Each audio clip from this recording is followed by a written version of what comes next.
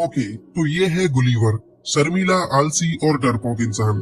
सुबह 7 बजे उठकर इसे जाना होता है अपने ऑफिस, क्योंकि न्यूयॉर्क सिटी की एक न्यूज़पेपर कंपनी में गुलीवर करता है जॉब, वो भी सिर्फ मेलिंग डिपार्टमेंट का हेड बनकर। अब एक दिन गुलीवर के ऑफिस में डैन क्विंट नाम का एक नया एम्प्लॉयर आता है, जिसकी गुलीवर से दोस्ती हो जाती है।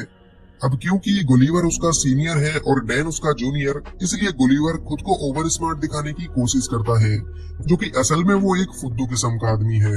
और ये है मिस डार्सी, जिसके ऊपर गुलीवर अपनी जान छिड़कता है। कई सालों से बेचारा डार्सी के साथ स्वयंवर रचाने के सपने देख रहा है, लेकिन दिल की बात जुबां तक लाने की हिम्मत कहाँ बेचारे में। अब एक दिन गुलीवर के पास डैन आता है एक नोटिस लेकर और उसे बताता है कि मेरा प्रमोशन हो चुका है, आज से मैं इस मेलिंग डिपार्टमेंट का हेड हूँ और अब से तुम मेरे जूनियर हो। ये जानने के बाद बेचारे गुलीवर को शौक लगता है, क्योंकि सालों से वो इस ऑफिस में रगड़ रहा है, लेकिन उसका तो कभी प्रमोशन नहीं हुआ और ये कल का लौंडा आते ही बाजी मार गया। गुलीवर का लटका हुआ चेहरा देख डैन उससे कहता है कि बेटा, तुम्हारे अंदर कोई कमी नहीं है, बस तुम हो एक फट्टू इंसान जो कभी अपने लिए कुछ भी नहीं बोल पाता, और इसीलिए आज तक डार्सी भी तुमसे दूर है। अगर ऐसा ही रहा तो वो जाएगी किसी और के साथ और तुम करना प्यार उसके बच्चों के साथ। अब क्योंकि डैन ने गुलीवर की हिम्मत को ललकारा था, इसलिए गुलीवर को आता है गुस्सा और वो पूरी हिम्मत के साथ जा पहुंचता है डार्सी के ऑफिस में। लगता है आज तो गुलीवर अपने दिल की बात कह कर ही रहेगा, लेकिन ये क्या, गुलीवर की तो फिर से हवा निकल गई और वो दुम दबा के ऑफिस से जाने लगा। तभी डार्सी की नजर गुलीवर पर पड़ती है और वो उससे पूछती है, तुम यहाँ पर कैसे आए मोटू राम। अब बेचारा गुलीवर हड़बड़ी में एक ट्रेवलिंग फॉर्म उठा लेता है। ये देख डार्सी उससे कहती है, अरे वाह, तुम्हारा भी ट्रेवलिंग में इंटरेस्ट है, और गुलीवर को ट्रेवलिंग के ऊपर कुछ आर्टिकल लिखने को कह देती है। गुलीवर बेचारा, जो कभी न्यूयॉर्क से बाहर ही नहीं गया, वो कैसे ट्रेवलिंग पर कुछ भी लिख सकता था, पर क्योंकि डार्सी मैडम ने कहा है, इसलिए गुलीवर पीछे भी तो नहीं हट सकता था। घर पहुंचकर गुलीवर का हाल कुछ यूं होता है कि आगे कुआं पीछे खाई, हर तरफ से आफत आई। लेकिन फिर गुलीवर को आता है एक आइडिया और कंप्यूटर पे जाकर वो शुरू करता है कॉपी पेस्ट का काम। अगले दिन गुलीवर पूरे कॉन्फिडेंस के साथ डार्सी को अपने आर्टिकल्स दिखाता है, जो चुराए गए थे इंटरनेट से। गुलीवर के आर्टिकल देख डार्सी हो जाती है बहुत ही ज्यादा इम्प्रेस और कहती है, तुम कहाँ थे अब तक छुपे रुस्तम। इसके बाद डार्सी गुलीवर को अपना एक प्रोजेक्ट दे देती है, जिस पर वो खुद काम करने वाली थी, और ये प्रोजेक्ट था बरमूडा ट्रायंगल में जाकर उसके ऊपर रिसर्च करते हुए आर्टिकल लिखना। गुलीवर इसके लिए फटाक से राजी हो जाता है, क्योंकि उसके ख्यालों की मलिका उससे इम्प्रेस हुई जा रही थी। अब यहाँ से गुलीवर जा पहुंचता है बरमूडा, जहाँ एक बोट उसका इंतजार कर रही थी। बोट में बैठकर गुलीवर फुल एंजॉय के साथ आगे बढ़ता है, कई सारी कोल्ड ड्रिंक खाली कर देता है और फिर रोबोट बनाने वाली एक बुक को पढ़ने लगता है। लेकिन बुक पढ़ते पढ़ते गुलीवर को नींद आ जाती है। कुछ देर बाद गुलीवर की आंख खुलती है तो उसके सामने एक समुद्री तूफान होता है। गुलीवर की आंखें और मुंह सब के सब फटे रह जाते हैं और वो अपनी बोट समेत उसी तूफान में कहीं गुम हो जाता है। अगले दिन गुलीवर को होश आता है तो उसकी बॉडी पर चींटियां जैसे कुछ रेंग रही होती है। वो सर उठाकर देखता है तो ये तो इंसान होते हैं, जो बिल्कुल कीड़े मकोड़े जितने साइज के थे। गुलीवर की पूरी बॉडी रस्सियों से बंधी हुई थी और उस नन्ही फौज का कैप्टन जनरल एडवर्ड गुलीवर को बताता है, तुम पर इल्जाम है कि तुमने हमारे जानी दुश्मन ब्लेफुशियन की मदद की है, इसलिए तुम्हें कैदी बनाकर हमारे बादशाह सलामत के पास पेश किया जाएगा। गुलीवर को कुछ भी समझ नहीं आता ये सब क्या है, और वो सारी रस्सियों को तोड़कर उठ खड़ा होता है। वो सोचता है कि वो कोई सपना देख रहा है और अपनी आंखें बंद कर लेता है। तभी जनरल एडवर्ड अपना भाला लेकर गुलीवर के पैर में दे मारता है। इसके बाद पूरी सेना गुलीवर की रस्सियां पकड़कर खींचने लगती है, जिससे उसकी पैंट तो उतरती ही है, साथ ही वो जमीन पर गिर पड़ता है। फिर बेचारे गुलीवर को लकड़ी की गाड़ी पर लेटाकर लिलीपुट साम्राज्य में लाया जाता है। उस राज्य के बच्चे, औरतें सब गुलीवर को देखने के लिए इकट्ठा हो जाते हैं, क्योंकि उनके लिए तो गुलीवर एक राक्षस है। अब राक्षस गुलीवर को राजा के सामने पेश किया जाता है, जहां जनरल एडवर्ड राजा को बताता है कि ये राक्षस एक ब्लूफिशियन जासूस है, जो हमारे दुश्मन राज्य के साथ मिला हुआ है। गुलीवर उनसे कहता है, देखो भैया, मैं कोई ब्लूफिश मैन नहीं हूँ, मुझे तो पता भी नहीं वो कौन है। लेकिन जनरल एडवर्ड उसकी ये बात किसी के भी सामने चलने नहीं देता, क्योंकि उसे अपनी बहादुरी के कारनामे दिखाते हुए राजा की बेटी प्रिंसेस मैरी को जो पटाना था। जनरल एडवर्ड गुलीवर को एक गुफा में बनी हुई जेल में कैद कर देता है, जिसमें उसे खाने के लिए घास फूस दिया जाता है। अब यहाँ पर गुलिवर की मुलाकात होती है होरोशियो नाम के एक और कैदी से, जिसकी खता ये थी कि उसने प्रिंसेस मैरी को प्यार भरी नजरों से देखा था और तब से ही उसे बंदी बना लिया गया। यहाँ जब दो कैदी मिलते हैं तो दोनों के बीच बहुत अच्छी दोस्ती हो जाती है। अब यहाँ से शुरू होती है गुलिवर की मजदूरों वाली जिंदगी। उस बेचारे को बैलों की जगह हल में लगाया जाता है और जनरल एडवर्ड उसकी सवारी करता है। फिर एक दिन लिलीपुट साम्राज्य पर दुश्मन राज्य ब्लेफोशियन हमला कर देता है और पूरे महल में आग लगा देता है।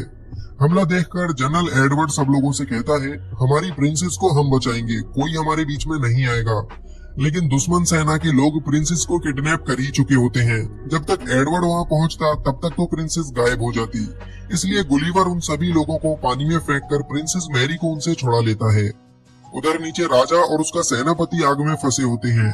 गुलिवर उन्हें बचाने जाता है, तब उसे कोई रास्ता नहीं दिखता। फिर उसके शैतानी दिमाग में एक आइडिया आता है और वो अपनी पैंट उतारकर राजा के ऊपर पेशाब करके उन्हें आग से बचा लेता है। एडवर्ड गुस्सा करते हुए राक्षस के पास आता है और उसे कहता है, तुम्हारी जरूरत कैसे हुई हमारे राजा के ऊपर पेशाब करने की। इस पर गुलिवर थोड़ा सा स्नान एडवर्ड को भी करा देता है। गुलिवर की इस बहादुरी के लिए राजा उससे बहुत खुश होता है और उसे खाने के लिए अपने साथ दावत पर बुलाता है।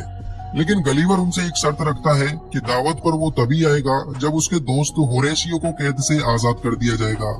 राजा उसकी ये शर्त मान लेता है और होरेशियो को आजाद करके उसे भी गलीवर के साथ दावत पर आने का न्योता देता है। दावत के टाइम राजा गलीवर से उसके बारे में पूछने लगता है। वो कहता है, प्यारे राक्षस, ये बताओ तुम आखिर हो कहाँ से। इस पर गुलिवर उन्हें बताता है, मैं कोई राक्षस नहीं हूँ, मेरा नाम है गुलिवर और मैं न्यूयॉर्क सिटी से आया हूँ।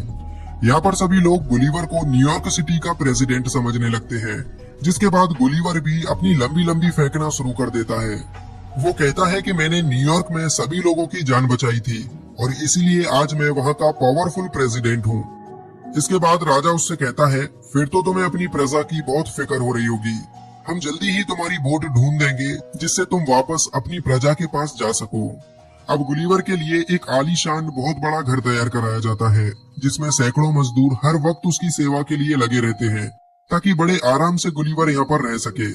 एक दिन होरेशियो गलीवर से पूछता है कि आखिर प्रिंसेस को कैसे इम्प्रेस किया जाए, क्योंकि होरेशियो प्रिंसेस मैरी से बहुत प्यार करता था और उसके लिए जेल में कैदी बनकर भी तो रह चुका था। गलीवर जो खुद डार्सी से अपनी बात नहीं कर पाया, वो यहाँ होरेशियो को लड़की पटाने के टिप्स देने लगता है। और मजे की बात तो ये है कि प्रिंसेस भी होरेशियो से इम्प्रेस हो जाती है। मतलब कुछ भी कहो, गलीवर तो लव गुरु निकला। हाँ, ये बात अलग है, कभी खुद की लव स्टोरी शुरू न कर पाया। अब रात को ही जनरल एडवर्ड गुलिवर की बोट को ढूंढ निकालता है, क्योंकि वो जल्द से जल्द गुलिवर को यहाँ से भगाना चाहता था। खबर सुनते ही गुलिवर काफी खुश होता है, क्योंकि वो अब अपने घर डार्सी के पास जा सकता था। गलीवर आकर देखता है तो उसकी बोट टूटी हुई पड़ी थी, जिसे सही होने में कम से कम एक हफ्ते का वक्त लगेगा। तभी उन लोगों को वहाँ पर गुलिवर का फोन भी पड़ा मिलता है, जो अभी तक ऑन था। गुलिवर अपना फोन उठाता है तो उसमें 12 वॉइस मैसेज पड़े थे, जो कि डार्सी के थे। डार्सी को ये पता चल चुका था कि गलीवर ने वो सारे आर्टिकल इंटरनेट से कॉपी किए थे, इसलिए वो गलीवर से काफी ज्यादा गुस्सा थी। वॉइस मैसेजेस सुनने के बाद गलीवर की हालत खराब हो जाती है। वो अब डार्सी का सामना नहीं करना चाहता था, इसलिए लिलीपुट में रुकने का ही मन बना लेता है। गुलिवर के रुकने से पूरा साम्राज्य बहुत खुश होता है, सिवाय एडवर्ड को छोड़कर। एडवर्ड नहीं चाहता था कि गलीवर यहाँ रुके, इसलिए वो राजा के पास जाकर राजा के कान भरने लगता है। इस पर राजा एडवर्ड की बात मानने की जगह गुलिवर को ही पूरे साम्राज्य का जनरल बना देता है। अब से एडवर्ड की जगह गुलिवर ही पूरी साम्राज्य की सुरक्षा देखेगा। अब एक बार फिर ब्लूफुशियन की सेना लिलीपुट पर हमला कर देती है और एडवर्ड को मौका मिल जाता है गुलिवर को नीचा दिखाने का। एडवर्ड पूरी सुरक्षा व्यवस्था को ही हटा देता है, जिससे गुलिवर लिलीपुट को दुश्मन से बचा न पाए। हमले की खबर सुनकर गुलिवर दुश्मनों को रोकने के लिए आता है और अपने कपड़े उतारकर पानी में घुस जाता है। पानी में जाकर वो दुश्मनों को समझाता है कि मुझे कोई लड़ाई नहीं करनी, मैं वैसे ही तुम्हें मारने की एक्टिंग करूंगा और तुम यहाँ से भाग जाना। लेकिन ब्लूफुशियन के लोग गुलिवर से दोस्ती करने तो आए नहीं थे, इसलिए पूरी सेना उसके ऊपर हमला करने लगती है और ये देख एडवर्ड काफी खुश होता है। लेकिन फिर गलीवर को गुस्सा आता है और वो दुश्मन के सारे जहाजों की रस्सियां पकड़कर उन्हें पानी के बाहर फेंक देता है और एक बार फिर से गुलिवर की जय जयकार शुरू हो जाती है। राजा एक बार फिर गुलिवर से काफी खुश हो जाता है। अब तो गुलिवर के शौक मौज के लिए और भी अच्छे इंतजाम कर दिए जाते हैं, जिसमें उसकी मसाज करना, बाल काटना सब कुछ शामिल होता है।